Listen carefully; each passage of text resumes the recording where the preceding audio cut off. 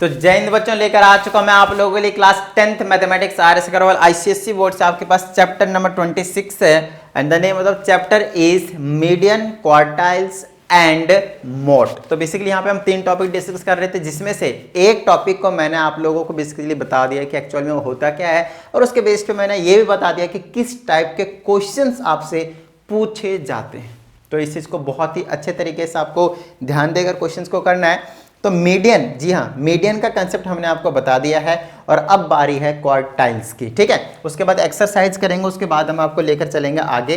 ठीक है, नए टॉपिक के पास। ठीक है, फिलहाल हम बात करते हैं क्वार्टाइल्स की। ठीक है, तो जो सबसे पहले है हमें कंसेप्ट समझना पड़ेगा ऑफकोर्स क्वार्टाइल्स के बारे में। देखिए यहाँ पे मीडियन निकालने के लिए तो ऑफकोर्स आएगा ही आएगा, क्योंकि मीडियन तो भैया ऑलरेडी सिखा दिया। यहाँ पे मीडियन पूछ लिया तो घबराने की कोई जरूरत नहीं है, बट जब क्वार्टाइल पूछ लेगा तब तो आप नहीं बता पाएंगे, लेकिन क्वार्टाइल अभी हम सिखा देंगे जब तो आप 100% बता पाएंगे। चलिए, तो क्वार्टाइल होता क्या है, सबसे पहले उस चीज़ को समझाते हैं। आप लोगों ने कोऑर्डिनेट ज्योमेट्री में पढ़ा होगा कि एक सर्कल होता है, इस तरह से एक्स एक्सिस और वाई एक्सिस होता है ना, इस तरीके से। तो इनको हम क्वाड्रेंट्स कहते हैं। ये क्या आपके पास क्वाड्रेंट्स, तो यहीं से ये जो वर्ड है वो आया हुआ। क्वाड्रेंट का क्या मतलब होता था? क्वाड्रेंट का मतलब होता है 1/4। क्वाड्रेंट का क्या मतलब होता है? 1/4, मतलब पूरे सर्कल का अगर 1/4 हिस्से की बात करता हूं मैं, 1/4 पार्ट की बात करता हूं, तो उसको हम क्या कहते थे? क्वाड्रेंट कहते थे, राइट, इस केस में। तो बस यही क्वाड्रेंट से यहाँ पे क्वार्टाइल्स बना हुआ है और कुछ नहीं है। क्वार्टाइल्स का मतलब है, यहाँ पे हम डेटा के केस में बात करेंगे, आपके पास ऑब्जर्वेशंस गिवन होंगे, इंडिविजुअल वाले और डिस्क्रीट वाले। सिंपल सी बात है, ठीक है। इंडिविजुअल वाले होते हैं कि सिंपल ऑब्जर्वेशंस होंगे, और डिस्क्रीट वाले कौन से होंगे आपके पास? जिसमें आपके पास क्लास मार्क्स भी गिवन होंगे और फ्रीक्वेंसी भी गिवन होंगे, दो डाटा गिवन होंगे। चीज़ों को बहुत ही अच्छे तरीके से आपको ध्यान देकर समझना है। चलिए, तो क्वार्टाइल्स का मतलब हो गया कि एक ऐसा डेटा, एक ऐसी वैल्यू बेसिकली हमें पता करना होगा जो पूरे गिवन डेटा को कंप्लीट 4 इक्वल पार्ट्स में डिवाइड कर देंगे। 4 इक्वल पार्ट्स का मतलब समझ में आता है ना? क्वार्टाइल्स का मतलब यही हो गया कि 1/4 वाला पार्ट बताया ना आपको, 1/4 वाला पार्ट है, तो पूरे डेटा का 1/4 हिस्सा जो होगा, 1/4 पार्ट जो होगा, वो आपको क्वार्टाइल निकाल कर देगा। अब डायरेक्टली मैं आपको क्वार्टाइल बताने से पहले एक एग्जाम्पल नंबर 5 तक तो ऑलरेडी मैंने आप लोगों को करवा ही दिया है। सीधा मैं एग्जाम्पल नंबर 6 पे लेकर जाता हूं और डेटा से एग्जाम्पल के थ्रू मैं आपको बहुत ही अच्छे तरीके से समझाने की कोशिश करता हूं। यहाँ पे सिर्फ और सिर्फ क्वार्टाइल ही नहीं, बल्कि 3 से 4 एक्स्ट्रा न्यू टर्म्स भी हम आपके साथ यहाँ पे शेयर करेंगे। तो बहुत ही अच्छे तरीके से वीडियो को एंड तक देखिएगा, मजा सा आ जाएगा। चलिए, तो एग्जाम्पल नंबर हम 6 की बात करते हैं, जिसमें आपके पास डेटा आपके पास 15 है, फिर 18 है, फिर 13 है, फिर 5 है, फिर 11 है, फिर 20 है, फिर 3 है, फिर 17 है, फिर 8 है, फिर 15 है, फिर 6 है। अब चीज़ों को समझते जाइएगा, मैं बोलते जाऊंगा यहाँ पे क्या क्या निकालते जाना, और उनके साथ में कंसेप्ट भी बताते जाऊंगा, तो क्वेश्चन भी हमारा कंप्लीट हो जाएगा, एग्जाम्पल से अच्छे से समझ में भी आ जाएगा, और कंसेप्ट तो ऑफकोर्स बताना ही पड़ेगा, बिना कंसेप्ट का आप कुछ वैसे भी नहीं कर पाएंगे, राइट। चलिए, तो हमने आपको कंसेप्ट भी बता दिए, ये भी बता दिए। थोड़ा सा मुझे लगता है कि ये ज़्यादा हो गया है ना, थोड़ा सा कम कर देते हैं ये वाला, इसको ऐसे करके 1 तक रख देते हैं, थोड़ा सा लगता है ब्राइटनेस ज़्यादा था। ठीक है, अब ठीक है, ओके। तो सबसे पहले बता देते हैं, यहाँ पे हमें जो निकालने के लिए कहा गया है रेंज, तो समझिएगा मैं यहाँ पे 1 नंबर में आपको सिखाने वाला हूँ कि रेंज कैसे निकाला जाता है। ठीक है, इसको इधर करा जाए और इसको पढ़ाया जाए। देखिए, रेंज का मतलब होता है difference between the extremes when the observations are arranged in ascending, in basically ascending order. यहाँ पे आपको डायरेक्टली क्या करना है? असेंडिंग ऑर्डर करना है। ठीक है, चलिए, नहीं तो फिर वहाँ पे मॉड्यूलस वाली कहानी बतानी पड़ेगी मुझे। अब हमेशा क्या करना है आपको? स्टार्टिंग से कहते हैं, और जनरली मैं असेंडिंग ऑर्डर में ही लेता था, आपको भी क्या करना है? असेंडिंग ऑर्डर में ही डेटा को अरेंज करना है, डिसेंडिंग में मत कीजिए। ठीक है, थोड़ी सी प्रॉब्लम हो सकती है आपको, और कुछ नहीं, बाकी तो ऐसा हो जाएगा, कोई टेंशन वाली बात नहीं है, बट एक एक्स्ट्रा कंसेप्ट सीखना पड़ेगा उसके लिए। फिलहाल बात करेंगे हम रेंज की। रेंज का मतलब होता है, सबसे पहले आप डेटा को क्या ले लो, डेटा को सबसे पहले आप क्या कीजिए? असेंडिंग ऑर्डर में अरेंज कीजिए। तो असेंडिंग ऑर्डर में अरेंज करने का मतलब है पहले छोटी वाली वैल्यू, फिर उससे बड़ी, फिर उससे बड़ी, उससे बड़ी, ऐसे करके हमें अरेंज करना होता है। तो इन सब में से सबसे जो छोटी वाली वैल्यू है वो आपके पास 3 है, फिर इससे बड़ी वाली वैल्यू आपके पास 5 है, फिर उससे बड़ी वाली मैं काटते जाता हूँ, इसको उड़ा दो, इसको उड़ा दो, फिर आपके पास क्या है? 6 है, इसको उड़ा दो, और क्या है? 7 है क्या? नहीं, 8 है, 8 लिख देंगे, 8 उड़ा दो। 9 है क्या? नहीं है। 10 नहीं, 11 है, 11 लिख लेंगे। 12 नहीं है, 13 है, ठीक है, 13 है, फिर आपके पास 15 है, तो 13 भी हटा दिया, 15 भी हटा दिया, फिर 17 है, सॉरी 15 भी, तो एक और 15 है, 215 है, तो यहाँ पे हम 215 लिखेंगे, ठीक है ना।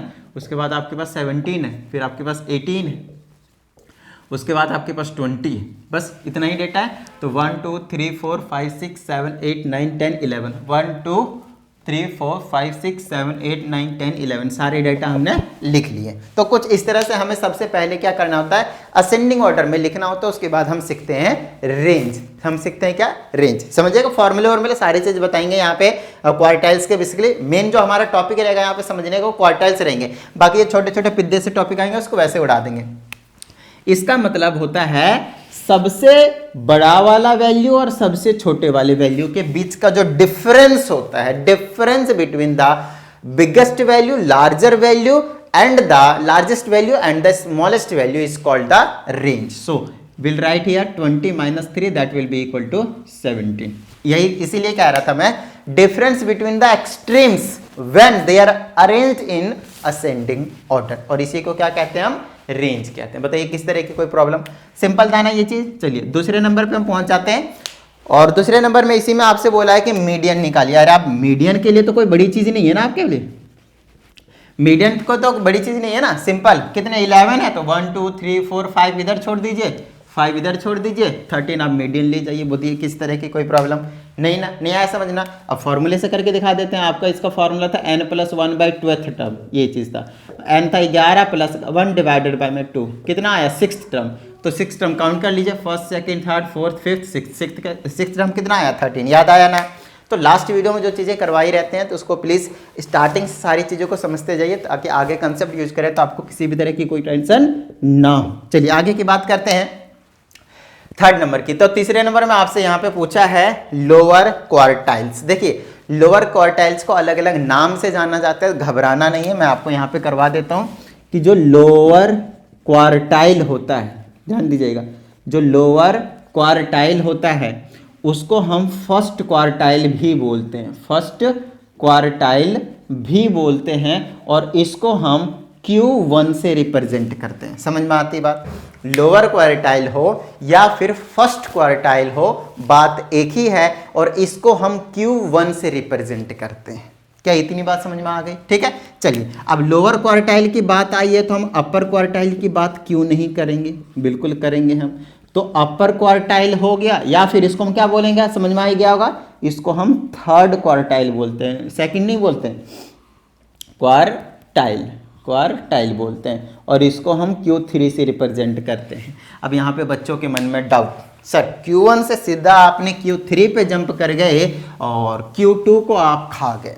तो चलिए Q2 के बारे में भी हम डिस्कस करेंगे, और अभी हम आपके साथ डिस्कस करेंगे, टेंशन मत लीजिए। फिलहाल आप देखिए कि लोअर जो क्वार्टाइल होता है उसको हम कहते हैं Q1, और अपर जो क्वार्टाइल होता है बोले तो थर्ड क्वार्टाइल, उसको हम कहते हैं Q3, और इसको हम फर्स्ट क्वार्टाइल कहते हैं। आइए मैं आपको समझाता हूँ कि मैं कहना क्या चाहता हूँ। ये लोअर क्वार्टाइल, अपर क्वार्टाइल, जिसको हम फर्स्ट क्वार्टाइल और थर्ड क्वार्टाइल के नाम से क्यों जानते हैं, इसका मतलब होता है 25% डेटा को रिप्रेजेंट करता है, और इसका मतलब होता है 75% डेटा को रिप्रेजेंट करता है। यही है, अब समझ में आएगा आप लोगों को। एग्जाम्पल के तौर पे मैं आपको समझाता हूं। मैंने लिया डेटा 1 2 3 4 5 6 7 8 9 और एक ले लिया मैंने 10, या फिर हमारे पास ये भी डेटा ऑलरेडी गिवन था, हम यहाँ से भी कंसीडर कर सकते थे, नो प्रॉब्लम।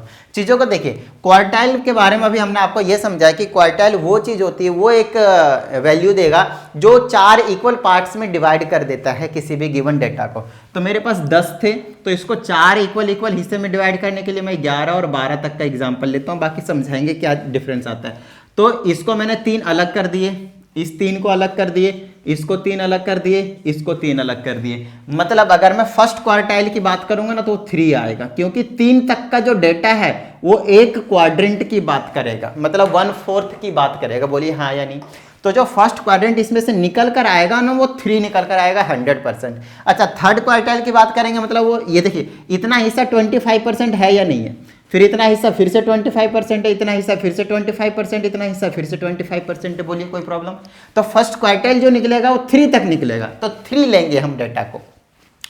अच्छा, सेकंड क्वार्टाइल की बात करेंगे तो ऑफकोर्स वो 6 निकलेगा। यहाँ पे अभी फिलहाल उसकी बात नहीं करेंगे, उसको थोड़ी देर के लिए साइड रखिए। इसकी बात करेंगे हम, है ना। इसको थोड़ा सा डिफरेंस है इसमें समझाने के थोड़ा सा अलग से बताएंगे।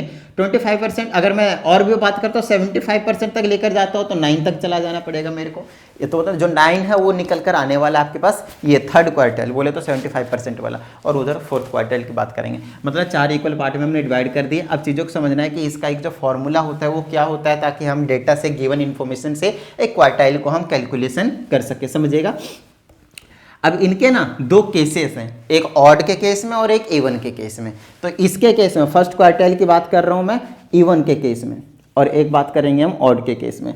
तो जब इवन के केस होता है तो n/4 करते हैं और कुछ नहीं, n/4 टर्म बोलते हैं और कुछ नहीं, n/4 टर्म, सिर्फ n/4 नहीं लेना आपको, समझ में आती है ना बात। तो n/4 टर्म लेना है। और ऑड के केस में आपको लेना है n+1/4, क्योंकि देखो सिंपल सी बात है, एक सिंपल सी बात बताता हूँ मैं आप लोगों को। आपको करना क्या है, n+1/4, देखो फोर्थ इक्वल पार्ट में उसको भी डिवाइड किया जा रहा है, इसको भी डिवाइड किया जा रहा है। इसमें सिंपल डिवाइडेड बाय 4 कर दिया, क्योंकि इवन नंबर होगा, 4 से डिवाइड करेंगे सिंपल नंबर आ जाएगा। लेकिन जब ऑड नंबर होता है तो डेसिमल में आने 1.25 ऐसे करके आने के चांसेस होते हैं, उसमें +1 करेंगे, उसको इवन बनाएंगे, उसके बाद हम क्या करेंगे 4 से डिवाइड करेंगे, फिर से आपके पास एक परफेक्ट वैल्यू के टाइप के मिलकर निकल कर आ जाएगा। बेसिकली ये टारगेट रहता है हमारे पास।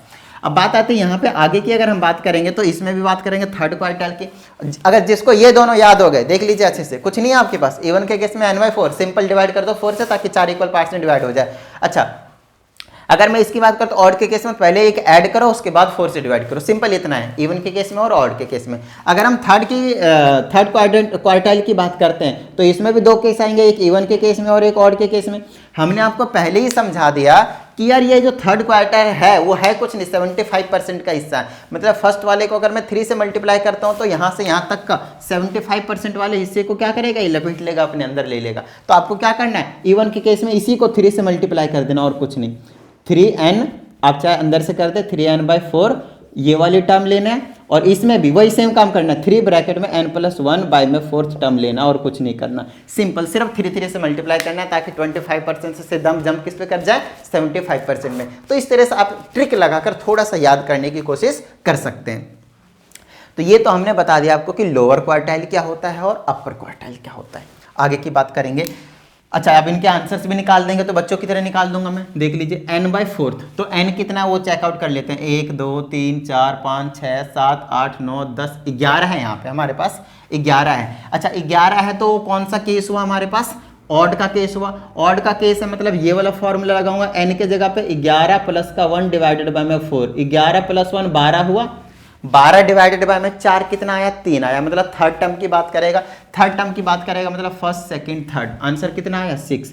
ये th टर्म बताता है, लेकिन ये एग्जैक्ट वैल्यू बताएगा आपको कि वो कौन सा क्वार्टाइल है। मतलब ये जो 6 है ना, वही इसको 4 हिस्से में डिवाइड करेगा। मतलब ये फर्स्ट क्वार्टाइल बनाएगा इसको, फिर ये सेकंड वाला, ये फिर थर्ड वाला, फिर ये वाला फोर्थ वाला। इस तरह से ये क्वार्टाइल्स में डिवाइड करने वाला है। इसको बहुत ही अच्छे तरीके से आपको समझने की जरूरत है। आइए नेक्स्ट की बात करते हैं, मैं आपको समझाता हूँ अब कि अगर हम थर्ड क्वार्टाइल की बात करेंगे, तो क्योंकि डेटा ये ऑड वाला है तो ऑफकोर्स इसको कुछ नहीं करना, आपको 3 से मल्टीप्लाई कर देना और कुछ नहीं, ठीक है ना। चलिए आगे की बात करेंगे यहाँ पे। तो n+1 डिवाइडेड बाय में 4, तो 3, तो n+1 में डिवाइडेड बाय में 3, तो 3 आने वाला है, क्योंकि 11 + 1 12 डिवाइडेड 4 3 3 3 जा 9। तो जो 9th टर्म होगा वो ये 9th टर्म की बात करें तो 1 2 3 4 5 6 7 8 9, ये जो 9th टर्म होगा वो 17 निकल कर आएगा, और ये जो 17 होगा वो आपके पास थर्ड क्वार्टाइल का काम करेगा।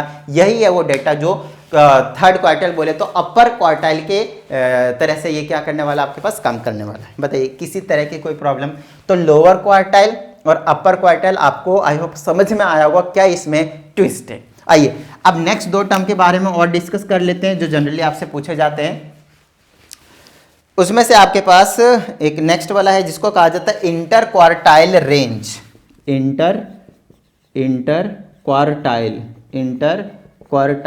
रेंज। देखिए इंटर क्वार्टाइल रेंज, देखिए एक सिंपल रेंज की जब हम बात कर रहे थे, जो कि फर्स्ट नंबर में हमने आपको समझाया, तो बड़े में से हमने छोटे को क्या कर दिया, माइनस कर दिया। क्योंकि अब यहाँ पे रेंज तो है लेकिन क्या है, इंटर क्वार्टाइल, मतलब क्वार्टाइल के बीच का रेंज बताना है आपको। इसका मतलब आप समझ गए होंगे कि बड़े में से छोटे को माइनस करना है, जो क्वार्टाइल है मतलब फर्स्ट और थर्ड, तो थर्ड वाला बड़ा आएगा, फर्स्ट वाला छोटा आएगा। तो Q3 माइनस Q1 को ही बेसिकली हम कहते हैं इंटर क्वार्टाइल रेंज। खत्म बात। तो Q3 17 है, Q1 6 है, माइनस कर दीजिए 11 आ गया, और ये आपने इंटर क्वार्टाइल रेंज जो है वो आपने निकाल दिया। बताइए किसी तरह की कोई प्रॉब्लम नहीं ना। आगे की बात करते हैं। नेक्स्ट आपके पास अब सेमी इंटर क्वार्टाइल रेंज। ये भी आपको नाम से ही समझ में आ गया होगा कि इसमें क्या काम करना है। देखिए इंटर क्वार्टाइल रेंज जो है उसको आपको सेमी बनाना है। सेमी का मतलब होता है हाफ, जैसे एक सर्कल कंप्लीट होता है लेकिन सेमी सर्कल उसी का हाफ होता है। तो इंटर क्वार्टाइल जो रेंज आया है उसी को अगर आप 2 से डिवाइड कर देते हैं, बोले तो 1/2 डिवाइड कर दिया Q3 माइनस Q1 करके, 2 से डिवाइड कर दिया ना, 1/2 से मल्टीप्लाई करने का मतलब 2 से हमने डिवाइड कर दिया, तो ये आ जाएगा 1/2, और इसका डिफरेंस हमने 11 लाया था, डिवाइड करेंगे तो 5.5 आपके पास सेमी इंटर क्वार्टाइल रेंज जो है वो निकल कर आ जाएगा। बताइए किसी तरह की प्रॉब्लम नहीं ना, नहीं ना। चलिए अब हम आगे की अगर हम बात करते हैं तो वो है आपके पास एक Q2 बच गया। एक जो कंसेप्ट के तौर पे जो हमें आपको बताना है वो एक Q2 बच गया। अब ये Q2 क्या है, तो Q2 आपके पास बिल्कुल सेम कंसेप्ट है मीडियन का, और कुछ नहीं, मीडियन को। और इसी ओके तो हम बात कर रहे थे Q2 की। बेसिकली Q2 क्या था आपके पास, जो मिडल वाला क्वार्टाइल निकल कर आता था जिसको हम Q2 से रिप्रेजेंट करते हैं। सिंपल आप मीडियन समझ लीजिए, है ना। तो मीडियन क्वार्टाइल के नाम से जाना जाता है इसको, मीडियन क्वार्टाइल। जनरली इसके बेस पे आपके अभी तक तो कोई क्वेश्चन आया नहीं है सॉल्ड एग्जाम्पल्स में, बट ठीक है एक्सरसाइज के ऊपर अगर हम देखेंगे तो सिंपल वही मीडियन की बात करेंगे और कुछ नहीं। मीडियन ये आपके पास एक तरीके से क्या रहेगा, आपके पास Q2 रहेगा। मीडियन को ही आप कह सकते हैं कि Q2 है। जैसे कि मैं इसमें की बात कर रहा था, मैं काउंट ही कर रहा था, 1 2 3 4 5 6 7 8 9 10 11 है। 11 में से 5 इधर छोड़ दीजिए, 5 इधर छोड़ दीजिए, ये जो रहेगा वो क्या रहेगा आपके पास, मीडियन, जो कि मैंने आपको यहाँ पे भी निकाल कर दिखाया। और अगर आप इसको नोटिस करें तो एक तरीके से क्या है आपके पास, Q2 है। क्या ये Q2 है? समझ में आती है ना बात। बस कुछ इसी तरह की कहानी आपके पास Q2 के साथ डील करने के लिए मिलेगा।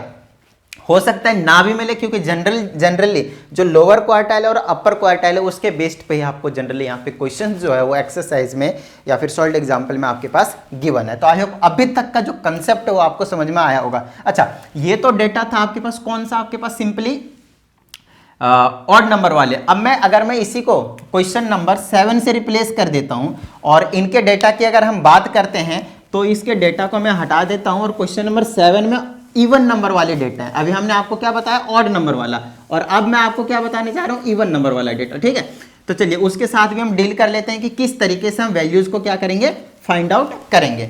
वैसे तो सारी चीजें जो नहीं बोला वो भी हम यहाँ पे निकाल देंगे फटाक से। चलिए तो क्वेश्चन नंबर 7 में आपके पास 40 है, फिर 68 है, डेटा लिख रहा हूँ पहले, फिर 18 है, फिर 27 है, फिर 12 है, फिर 44 है, फिर 17 है, फिर 48 है, फिर 55 है, फिर 32 है, फिर 47 है, फिर 21 है। तो देखिए ये कितना था, 48 के बाद कितना था 55, 48 के बाद कितना आपके पास 55, फिर है 32। तो देखिए ये जो चीज़ है डेटा अगर काउंट करें तो 1 2 3 4 5 6 7 8 9 10 11 12 डेटा है आपके पास। 12 डेटा मतलब इवन नंबर, मतलब इसमें चेंज आने वाले लोअर क्वार्टाइल और अपर क्वार्टाइल में, बाकी में चेंज बेशक ना आए, मीडियन में चेंज आएगा, क्योंकि ये ऑड नंबर के डेटा और इवन नंबर के डेटा पे डिपेंड करते हैं। भाई जो ऑब्जर्वेशंस होते हैं वो ऑड नंबर में है या फिर इवन नंबर में, उस पर डिपेंड करते हैं वैल्यूज इसके। तो इन पे आपके पास ऑफकोर्स इफेक्ट होने ही वाला है। तो चलिए सबसे पहले मैं यहीं से देख के फटाफट जल्दी जल्दी लिख देता हूं कि आपके पास असेंडिंग ऑर्डर में, क्योंकि बिना असेंडिंग ऑर्डर के आप कुछ कर ही नहीं सकते। समझ में आ रही है बात। ये आगे 12, फिर 17, फिर 18, फिर 21, 27, 32, 40, 44, 47, 48, 55 और फिर आएगा आपके पास 68। तो कुछ इस तरह से मैंने इसको असेंडिंग ऑर्डर में अरेंज कर दिया है। चलिए क्योंकि असेंडिंग ऑर्डर में अरेंज हो चुका है तो वैसे तो इससे ज़्यादा आपके पास कुछ क्वेश्चन पूछेंगे नहीं, तो मैं यही सारी चीज़ें वापस निकाल देता हूँ इस क्वेश्चन के बेस पे। तो एग्जाम्पल नंबर 7 भी आपका कंप्लीट हो जाएगा। तो सबसे पहले रेंज की बात करेंगे, तो सबसे लास्ट में फर्स्ट को उड़ा देंगे।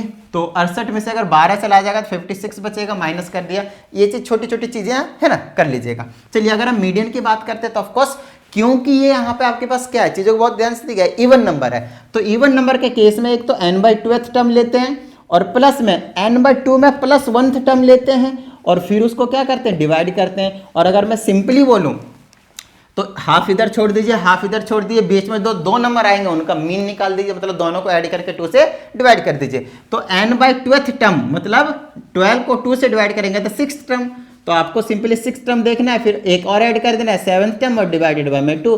तो 6th टर्म कौन सा आएगा, 1 2 3 4 5 6, 6th टर्म ये है, 7th टर्म ये है, तो 32 प्लस का 40 और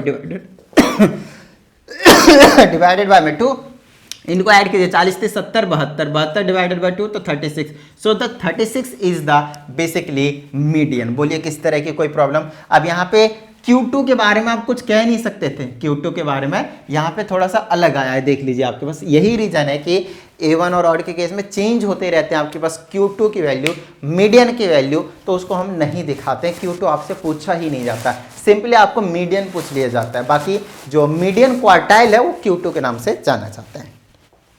आगे की बात करते हैं हम लोअर क्वार्टाइल, जिसको हम फर्स्ट क्वार्टाइल की बात करते हैं। क्योंकि ये इवन नंबर है तो हम सिंपली क्या करेंगे, उसको ये वाला फॉर्मूला लगाएंगे n/4 वाला, तो 12 को डिवाइड करेंगे 4 से तो 3 आएगा, तो थर्ड टर्म कौन सा आएगा 1 2 3, तो 18 आंसर आ जाएगा इसका, खत्म बात। बोलिए किस तरह की कोई प्रॉब्लम। ये डाटा इससे पहले वाले क्वेश्चन तक घबराना नहीं है, ठीक है ना। तो स्टार्टिंग से देखा कीजिए वीडियो को, अच्छी अंडरस्टैंडिंग होने के लिए। तो अपर क्वार्टाइल की हम बात करते हैं और फिर हम थर्ड क्वार्टाइल की बात करते हैं। तो ऑफकोर्स इसकी बात करेंगे तो n/4 करेंगे, फिर उसको हम 3 से मल्टीप्लाई कर देंगे, समझ में आती बात, या फिर 3 से मल्टीप्लाई कर दीजिए, फिर 4 से डिवाइड कर दीजिए, फर्क नहीं पड़ेगा, समझ में आती है, फर्क नहीं पड़ेगा। तो n कितनी 12, 12 या 36 और 4 से डिवाइड करेंगे तो कितना आ जाएगा 9। तो 9th टर्म की बात करेंगे तो ऑफकोर्स 1 2 3 4 5 6 7 8 9, तो 47 आ जाएगा आपके पास, खत्म बात। 47 आ गया Q3। बोलिए किस तरह की कोई प्रॉब्लम। अब उसके बाद क्या बचा, इंटर क्वार्टाइल रेंज। Q3 में से Q1 को माइनस कर दीजिए, 47 में से आपके पास जो 18 आया था उसको आप माइनस कर दीजिए। दूसरा क्या होगा, सेमी क्वार्टाइल जो आएगा उसको आप 2 से डिवाइड कर दीजिए। और आपके पास यहाँ पे सिर्फ इतना ही पूछा, इसमें इस क्वेश्चन में बेसिकली आपसे सिर्फ 3 क्वेश्चन पूछे थे, मैंने आपको सारे बता दिए। एक तो लोअर क्वार्टाइल पूछा, एक मीडियम पूछा और एक अपर क्वार्टाइल, बस और कुछ नहीं पूछा था, लेकिन मैंने आपको सारी चीज़ें यहाँ पे बता दिया। चलिए ये तो हो गया एक इंडिविजुअल डेटा के लिए। बोले तो जहां पे आपके पास एक डिस्क्रीट बोले तो क्लास मार्क्स वगैरह गिवन नहीं होंगे, बट अब क्या है, वीडियो को पॉज करके प्लीज नोट डाउन कर लीजिएगा। अब एक बहुत ही ज्यादा इंपॉर्टेंट क्वेश्चन करवाने जा रहा हूं डिस्क्रीट वाला, जहां पे आपके पास क्लास मार्क्स बोले तो कुछ ना कुछ इन्फॉर्मेशन एक्स्ट्रा गिवन होगा विथ फ्रीक्वेंसी। ऑब्जर्वेशन के साथ साथ क्या होंगे, आपके पास फ्रीक्वेंसी भी गिवन होंगे, तो इसको समझना बहुत ही ज़्यादा जरूरी है। समझ में आती है नहीं इतनी बात, ठीक है, जो कि हमने मीडियन में भी किया था अगर आपको याद हो तो, ठीक है। चलिए आगे की बात करते हैं हम। तो अब आपके पास example number 8 and this is the last example number of this basically exercise, है ना। 26A आ जाएगा उसके बाद, और उसको हम डिस्कस कर लेंगे, तो मज़ा सा आ जाएगा उस एक्सरसाइज को करने में, क्योंकि पहले आपको सारे कंसेप्ट जो हैं वो पता होंगे। यहाँ पे एक चीज़ और बताना है, समझिएगा चीज़ों को बहुत अच्छे तरीके से। जैसे कि अभी मैं निकाल रहा था यहाँ पे, जैसे कि मैंने ले लिया एग्जाम्पल के तौर पे 1 2 3 4 5 6 और कितना है 1 2 3 4 5 1 2 3 4 5 6 7 8 9 10 11 और 1 12। ये तो मैंने एकदम डायरेक्टली ऐसे ले लिया। अगर मैंने ये 12 लिया, A1 लिया, तो A1 लेंगे तो n/4 आ जाएगा, नो डाउट n/4 आने वाला है, लेकिन मैंने 10 तक ही लिए हैं, चीज़ों को समझिएगा। तो n आपके पास 10 आएगा, है ना। इससे जब हम डिवाइड करेंगे तो कितना आएगा 2.5 टर्म आएगा। अब 2.5 टर्म ये जो आने वाला है, अब 2.5 टर्म अब यहाँ से कौन से लेंगे, तो 2 तो यहाँ तक है, लेकिन 2.5 कौन सा आएंगे वो आपको समझ में नहीं आएगा। तो उस केस में आपको क्या करना है, मतलब ये जो टर्म आप निकालेंगे कि कौन सा टर्म लेना है, अगर वो डेसिमल में आए तो वो वाला केस बता देता हूँ आपके सॉल्व एग्जाम्पल में। ये अभी फिलहाल तो नहीं मिले क्वेश्चन, बट टेंशन लेने की जरूरत नहीं है, आपको समझ लेना है, क्योंकि आ सकते हैं पेपर में, बहुत ही अच्छे तरीके से समझना आपको। तो डेसिमल वाले के केस में एक तो हम इंटीजर वैल्यू को लेते हैं जो डेसिमल से पहले होता है, सेकंड टर्म, मतलब कि सेकंड टर्म तो कंप्लीट हो रहा होगा, उसमें तो कोई टर्म वाली टेंशन वाली बात है ही नहीं। तो सेकंड टर्म कितना यहाँ पे फिलहाल 2 है, तो 2 ले लेंगे, फिर बीच में प्लस में, फिर से बीच में प्लस क्या कर दिया, प्लस में। उसके बाद 0.5 के बारे में देखिएगा, 0.5, ये जो 0.5 है ना, इसका मतलब क्या है, 0.5 को मल्टीप्लाई करना है किससे, difference of the successive terms of these two, ये वाले, मतलब जो भी टर्म की बात करेंगे उसे अगले वाले में से पहले को माइनस करके और उससे आपको क्या करना है, इसको मल्टीप्लाई कर देना है।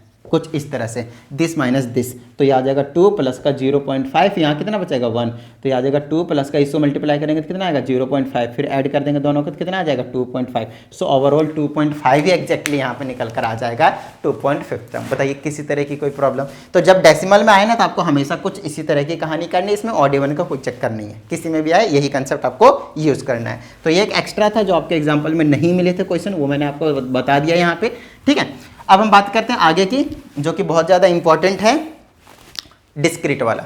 तो सबसे पहले आप लोग क्या काम रहता है भैया, वीडियो को लाइक कर दीजिए, साथ ही अगर आप इस चैनल पे एक नए स्टूडेंट है, चैनल को सब्सक्राइब करके बेल आइकन को जरूर से जरूर प्रेस करके शेयर कर दीजिएगा। चलिए हाइट की बात करते हैं, वो गिवन आपके पास 154, 155, 153, 151, 152, 156, 157, और उसके बाद आपके पास यहाँ पे गिवन होंगे number of students, number of students.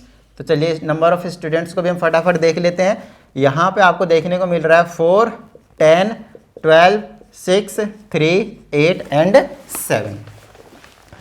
Okay, तो बहुत ही छोटी सी चीज़ है, चीज़ों को समझने की बहुत ही ज़्यादा ज़रूरी है हमें।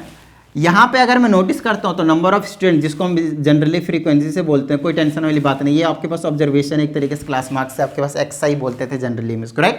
तो XI को सबसे पहला काम रहेगा, आप जो भी निकालने बोला उसको छोड़ दीजिए, क्या निकालना हम बाद में देख लेंगे। सबसे पहला काम होगा आपका असेंडिंग ऑर्डर में अरेंज कर देना।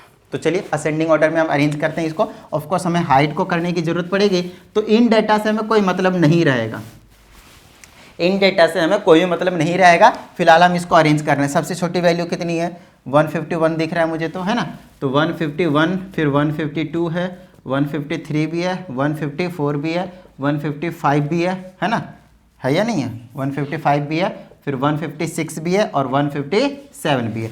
1 2 3 4 5 6 7, 1 2 3 4 5 6 7। चलिए ये हमने XI लिख दिया, बोले तो हाइट लिख दिए कि जितने भी स्टूडेंट्स के गिवन थे, राइट। चलिए आगे की बात करते हैं फ्रीक्वेंसी की।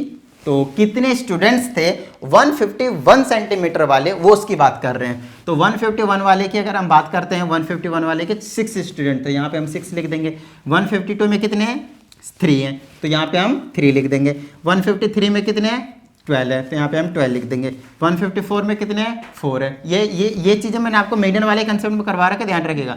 फिर 155 में कितने हैं, तो 10 है। फिर 156 में कितने हैं, 8 है। 157 में कितने हैं, 7 है। चलिए अब ये हमने डेटा तैयार कर लिया। अब हमारे ये वाला डेटा हमारे काम का है, पीछे वाले को छोड़ दीजिए।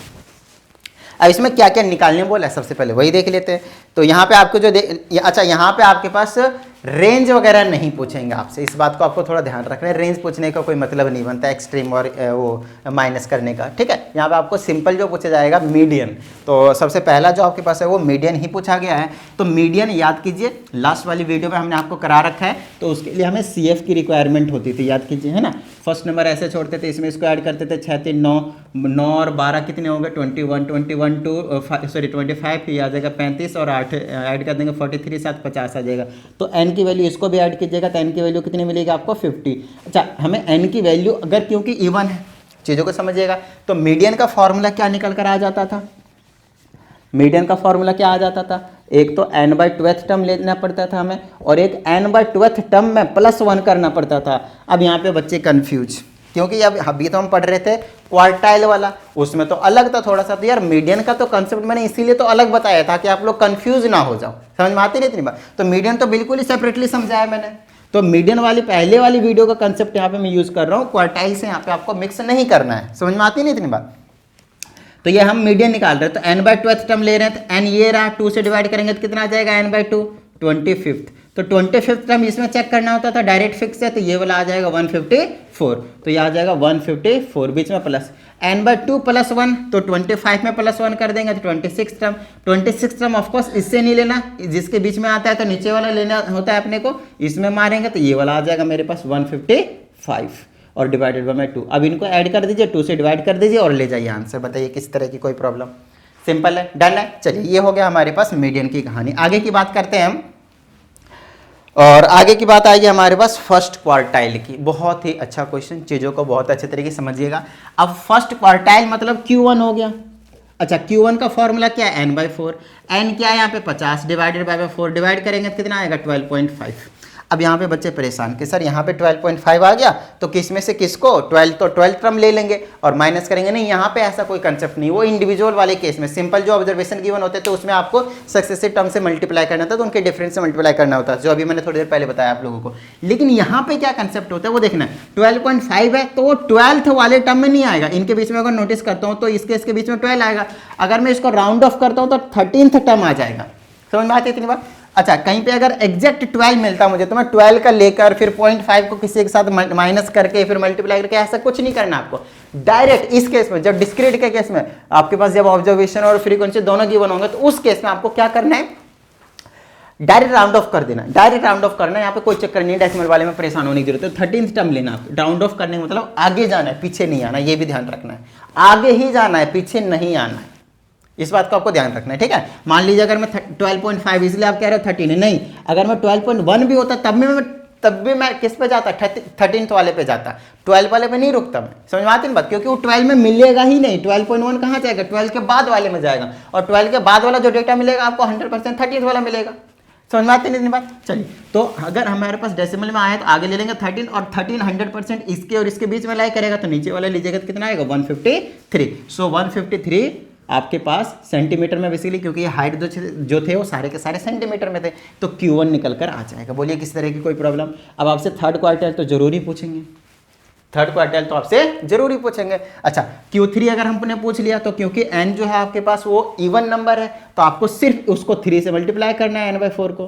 तो n/4 कितना आया था 12.5 और 3 से मल्टीप्लाई करेंगे कितना आ जाएगा, 9 × 27 28.5 आ जाएगा। क्या इतनी बात समझ में आ गई? 28.5 ही है ना, एक बार चेक कर लेता हूँ मैं, ज़्यादा आ रहा है यार। अच्छा, n 12.5 12 36 एक 37 आ जाएगा। सॉरी, मैंने वो गलत कर दिया, 37.5 आ जाएगा। मल्टीप्लाई में करने में गलत कर दिया। देख लीजिए, मैं चेक कर लेता हूँ। यहाँ पे 50 पुट कर देंगे, डिवाइडर में 4 अगर सॉल्व करेंगे तो 37.5 आ जाएगा। और 37.5 फिर से हम डेसिमल वाले में नहीं रुकेंगे, 38th टर्म ले लेंगे। अब 38th टर्म इनमें से किस में से आएगा, इसमें और इसके बीच में? बिल्कुल भी नहीं, इसके और इसके बीच में आएगा। तो ये वाला आएगा तो 156। तो 156 आपको देखने को मिलेगा Q3। खत्म बात। आपको Q1 मिल गया, Q3 मिल गया। उसके बाद की छोटी चीज़ है, अगर मैं आपसे ये पूछ लिया इंटर क्वार्टाइल रेंज, तो इसमें से Q3 में से Q1 को माइनस कर दीजिए, ले जाइए इंटर क्वार्टाइल रेंज। अगर मैंने आपसे ये पूछ लिया सेमी इंटर क्वार्टाइल रेंज, तो दोनों के जो माइनस करके आया उसको 2 से डिवाइड कर दीजिए, खत्म बात। तो ये छोटी छोटी चीज़ हमने आपको पहले ही क्लियर करवा दी हैं। और यहाँ पे हमारे पास जो सॉल्व्ड एग्जाम्पल्स हैं वो आपके पास कंप्लीट हो जाते हैं। तो उम्मीद करता हूँ आप लोगों को पसंद आया होगा, मज़ा आया होगा, समझ में आएंगे चीज़ें। चलिए फटाफट वीडियो को लाइक करके शेयर कर दीजिएगा। साथ ही अगर आप इस चैनल पे एक नए स्टूडेंट, चैनल को सब्सक्राइब करके बेल आइकन को प्रेस कर दीजिएगा। मिलते हैं अगली वीडियो में, प्रैक्टिस करते रहिएगा। जय हिंद।